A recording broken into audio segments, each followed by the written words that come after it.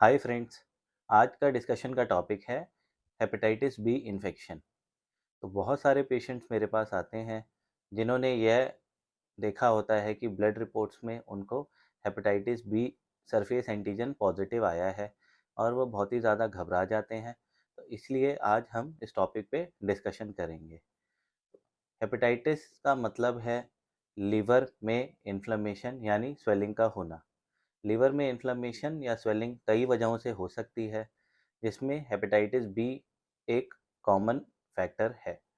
अब hepatitis B होने के कई कारण हो सकते हैं, जैसे मदर से बच्चे में ट्रांसमिट हुआ हो, यानी चाइल्डहुड से पेशेंट को हेपेटाइटिस बी इन्फेक्शन हो, या ब्लड ट्रांसफ्यूजन के दौरान हुआ हो, या फिर निडल अगर इन्फेक्टेड हो किसी हेपेटाइटिस बी पेशेंट से और वो यूज़ करी जाए। कई लोग टैटूइंग के समय जो नीडल यूज़ होती है उसके थ्रू भी हेपेटाइटिस बी होता है, और आईवी ड्रग अब्यूज़र्स में काफ़ी कॉमन है। या अनप्रोटेक्टेड सेक्सुअल इंटरकोर्स किया जाए और अगर हेपेटाइटिस बी इन्फेक्टेड पेशेंट हो तो एक से दूसरे पार्टनर में ट्रांसमिट होने का हेपेटाइटिस बी का खतरा रहता है। तो अब हमने यह जान लिया कि किन वजहों से हेपेटाइटिस बी एक पेशेंट को हो सकता है। अब हम यह जानते हैं कि इसमें क्या-क्या कॉमन सिम्पटम्स हैं। तो सबसे ज़्यादा कॉमन सिम्पटम है वीकनेस का होना या लेथार्जी होना। इसके अलावा एक्यूट हेपेटाइटिस बी जब भी होता है तो उसमें फीवर, इसके अलावा जॉन्डिस, वीकनेस, मसल पेन, इस तरह की प्रॉब्लम्स आती हैं। क्रोनिक हेपेटाइटिस बी में जनरली पेशेंट को सिरोसिस डेवलप होता है और कुछ पेशेंट्स में लिवर कैंसर होने का भी रिस्क रहता है।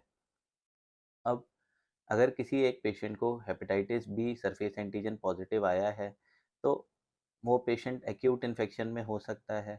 जनरली एक्यूट इन्फेक्शन में इमीडिएट इन्फेक्शन हुआ होता है, और ज़्यादातर केसेस में अप टू 95% केसेस में बॉडी अपने आप इस इन्फेक्शन को क्लियर कर देती है। इनमें से 5% पेशेंट में या तो हेपेटाइटिस बी शरीर के अंदर कैरियर फॉर्म में रहता है, या फिर क्रोनिक हेपेटाइटिस बी डेवलप हो जाता है। दूसरी तरफ बहुत सारे पेशेंट्स में जिनको क्रोनिक हेपेटाइटिस बी पहले से पाया जाता है, उसमें ज़्यादातर हेपेटाइटिस बी मदर के थ्रू बच्चों में ट्रांसमिट हुआ होता है, और बचपन से ही उन लोगों को हेपेटाइटिस बी होता है और इस समय पे उनके शरीर में क्रोनिक हेपेटाइटिस बी होता है।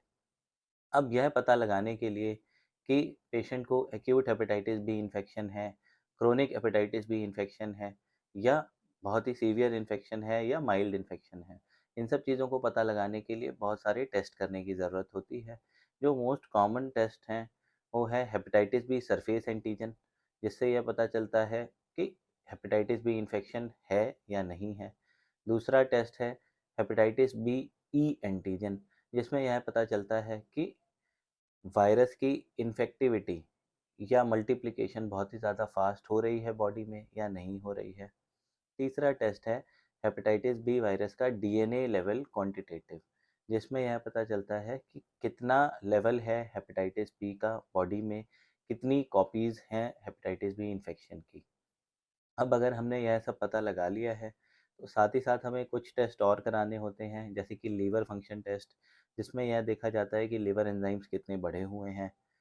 एएलटी इसमें ज़्यादा स्पेसिफिक मार्कर माना जाता है। अगर एएलटी वैसे तो अल्कोहलिक लिवर डिजीज़ में भी बढ़ता है, मगर अगर किसी पेशेंट को हेपेटाइटिस बी पॉजिटिव है तो और एएलटी बढ़ा हुआ है तो यह माना जाता है कि एक्टिव लिवर में इन्फ्लेमेशन है। इसके अलावा कुछ और टेस्ट जैसे कि अल्ट्रासाउंड, जिसमें यह देखा जाता है कि पेशेंट को सिरोसिस तो डेवलप नहीं हो गई है, और अल्फ़ा फीटोप्रोटीन, जिसमें यह देखा जाता है कि लिवर कैंसर डेवलप होने का अभी कोई साइन है या नहीं है।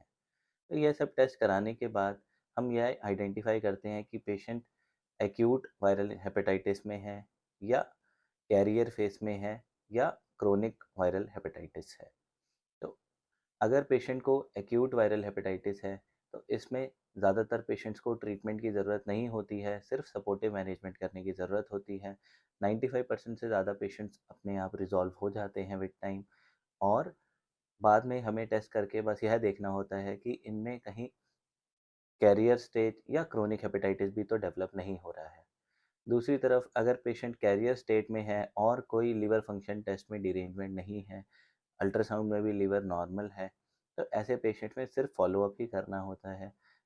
ब्लड टेस्ट और अल्ट्रासाउंड हमें रूटीनली हर 6 मंथ्स में कराना चाहिए, यह देखने के लिए कि कोई फर्दर लिवर में डैमेज तो नहीं हो रहा है। ज़्यादातर पेशेंट्स में कैरियर स्टेज में फर्दर लिवर डैमेज नहीं होता है और सिंपल फॉलोअप से काम चल जाता है। इसके अलावा जो ज़्यादातर पेशेंट्स हमारे पास आते हैं वो आते हैं क्रोनिक हेपेटाइटिस बी लेकर, जिनको हेपेटाइटिस बी होता है।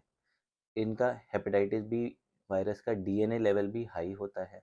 तो इन पेशेंट्स को सबसे पहले यह ध्यान रखना होता है कि जब भी अपने पार्टनर के साथ अगर इंटरकोर्स करते हैं तो उसमें उन्हें बैरियर मेथड यानी कॉन्डम का यूज़ ज़रूर करना चाहिए। अदरवाइज एक पार्टनर से दूसरे पार्टनर में हेपेटाइटिस बी ट्रांसफ़र होने का रिस्क रहता है। अगर फीमेल्स हैं तो उनको यह ध्यान रखना है कि उनके बच्चे को हेपेटाइटिस बी होने का रिस्क रहता है और बच्चे को इमीडिएटली हमें वैक्सीनेशन करानी होती है। आप अपने पार्टनर की भी वैक्सीनेशन इमीडिएटली कराएं जिससे कि उनको हेपेटाइटिस बी होने का रिस्क ना रहे। साथ ही साथ पेशेंट को अपने फैमिली मेम्बर्स का भी यानी अपने भाई बहनों का और अपने बच्चों का हेपेटाइटिस बी का टेस्ट कराना चाहिए। अगर उनमें hepatitis B surface antigen positive आता है तो उनका फर्दर टेस्टिंग करानी चाहिए। अगर उनमें hepatitis B surface antigen negative है तो उनको इमीडिएटली हेपेटाइटिस बी की वैक्सीनेशन करानी चाहिए। दूसरी तरफ क्रोनिक हेपेटाइटिस बी के ट्रीटमेंट के लिए एंटीवायरल मेडिकेशन आती हैं जो दी जाती हैं।